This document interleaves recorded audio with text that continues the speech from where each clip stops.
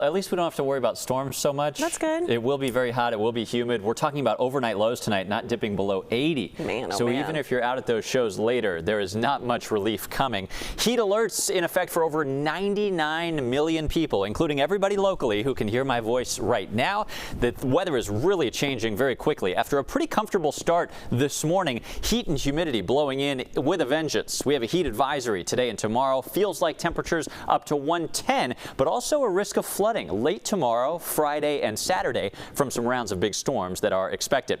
Air temperatures in the 80s for most of us, but it already feels like 93 at Midway, 96 in Joliet. Hot, humid air is blowing in from LaSalle County. By later this afternoon, it feels like 105, 110 in some areas, hottest southwest of Chicago. And later tonight, look at this, 9 p.m.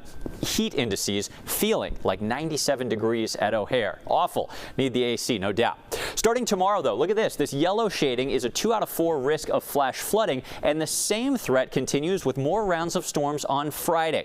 We'll skip over today. Not much happening on the high-resolution forecast, but tomorrow, after a hot, humid day, about feeling as hot as today, but by afternoon, we have a line of strong storms forming in DeKalb, McHenry, and Lake counties, and these may surge into Chicago as early as 3:30 or 4 p.m. Some of these storms moving over the same areas could drop torrential rainfall during your evening commute and dinner time activities tomorrow. Then, as this round one of storms relaxes by late tomorrow night, as I mentioned, Friday and Saturday will bring additional periods of storms, and that could be trouble for the White Sox-Cubs crosstown series. Of course, we have 3 games happening during that period.